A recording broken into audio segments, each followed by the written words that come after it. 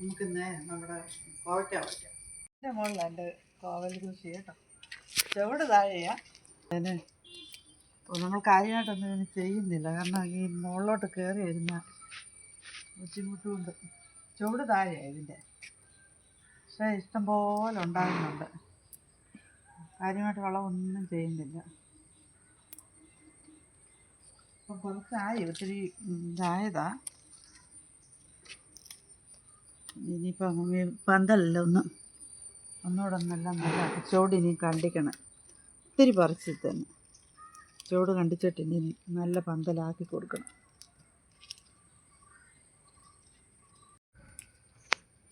ഇത് നമ്മളിപ്പോൾ ഒത്തിരിയും പ്രാവശ്യം പറിച്ചതാണ്.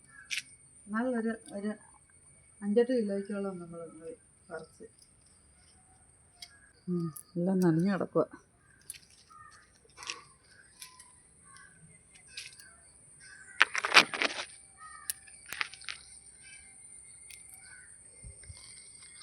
താഴെ നോക്കണേ തന്നല്ലേ.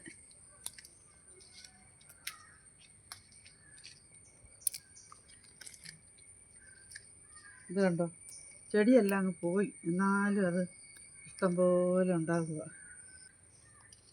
നല്ല പന്തലെടുക്കണം. ഇതിൻ്റെ ചുവട് കണ്ടോ, ചുവട് താഴെയാണ്. മുട്ടിന് ഇത് ഇഷ്ടം പോലെ ഉണ്ടാകും കണ്ടോ. നല്ല ടേസ്റ്റായി, നല്ല എളുപ്പം മൂത്രേ. കണ്ട കോവലിൻ്റെ ചൂടാണ്. ഇപ്പം മഴയൊക്കെ കാരണം കാട് കയറി നിൽക്കുകയാണ്. അതിൽ നിന്ന് മേളിലോട്ട്, വീടിൻ്റെ മേൽവശത്തോട്ടാണ് ഇത് പോയേക്കുന്നത്. അത്യാവശ്യം നല്ല രീതിയിൽ നമുക്ക് നല്ല വിളവെടുപ്പും ഇതെല്ലാം നമുക്കിപ്പം തന്നെ ഒരുപാട് തവണ ഇത് കിട്ടിയിട്ടുണ്ട്. ഇതിൻ്റെ തണ്ട് എവിടെ നിന്നാണ് കൊണ്ടുവന്ന്? ഇത് മനെ അപ്പച്ചി വീട്ടിൽ നിന്ന് കൊണ്ടുവന്നതാണ്. അവിടെ ഇഷ്ടംപോലെ ഇതുപോലെ ഞാൻ ചെല്ലുമ്പോൾ ഒക്കെ അവള് പറിച്ച് തരുന്നു എനിക്ക്. അപ്പം ഞാൻ എന്നെ ഒരു പ്രാവശ്യം ചെന്നപ്പം പറഞ്ഞു എനിക്കൊരു തണ്ട് വേണമെന്ന് പറഞ്ഞു. അങ്ങനെ ഒരു തണ്ട് മേടിച്ചുകൊണ്ട് വന്ന് ഇവിടെ വെച്ചതാണ്. അവിടെ ഇഷ്ടംപോലെ ഉണ്ടായി.